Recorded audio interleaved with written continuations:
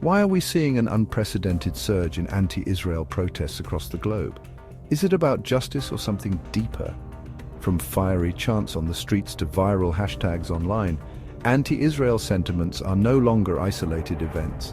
They're a global phenomenon shaping politics, society, and even personal safety. Stick with us as we unravel the complex forces driving this wave, explore its impact on communities, and ask, is this a call for change, or are we witnessing a dangerous escalation?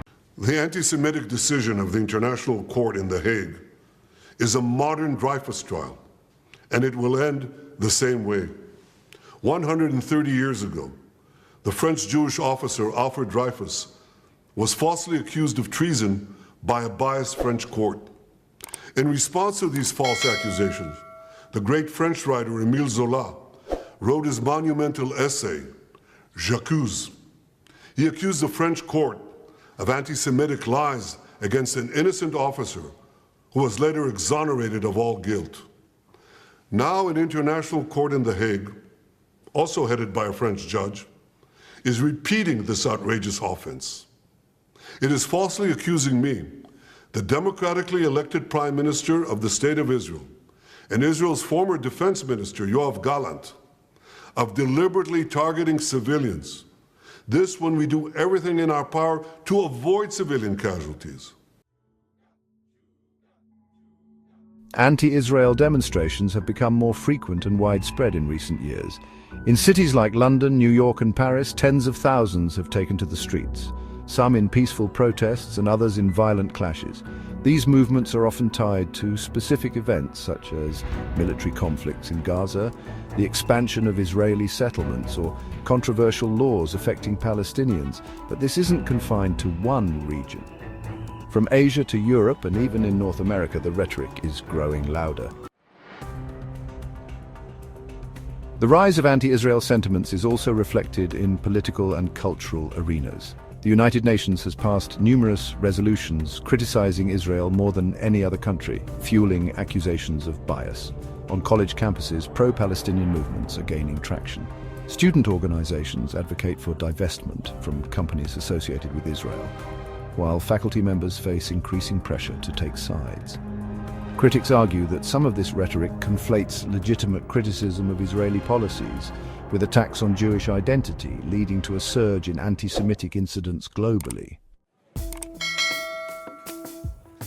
To understand the rise in anti-Israel sentiments, we must look at history. The founding of Israel in 1948 and the subsequent wars with neighboring Arab states laid the groundwork for decades of conflict. These events have fueled deep divisions, with Israel seen by some as a symbol of colonialism and by others as a beacon of resilience. At MIT, does calling for the genocide of Jews violate MIT's code of conduct or rules regarding bullying and harassment? Yes or no? You've targeted at individuals, not making public statements. Yes or no? Calling for the genocide of Jews does not constitute bullying and harassment? I have not heard calling for the genocide for Jews on our campus. But you've heard chants for intifada. I've heard chants, which can be anti-Semitic depending on the context, when calling for the elimination of the Jewish people. The rise of anti-Israel sentiments is having a ripple effect on Jewish communities worldwide.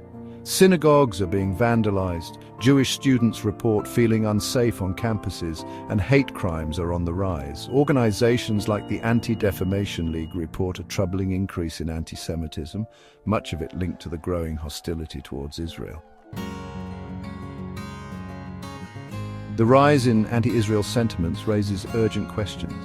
Can the world find a way to discuss Israel's policies without fueling hate? How can societies balance free speech with the need to combat anti-Semitism? The path forward lies in fostering dialogue, promoting education, and distinguishing between political critique and hate speech. It's a challenge we all share, regardless of where we stand on the issue. The rise of anti-Israel sentiments is a global phenomenon that impacts politics, communities, and lives, but with understanding and dialogue, we can navigate these complexities together. What do you think? Is the global conversation around Israel constructive, or is it veering into dangerous territory? Let us know in the comments below. Stay informed on the stories shaping our world. Don't forget to like, subscribe, and share to keep the conversation alive.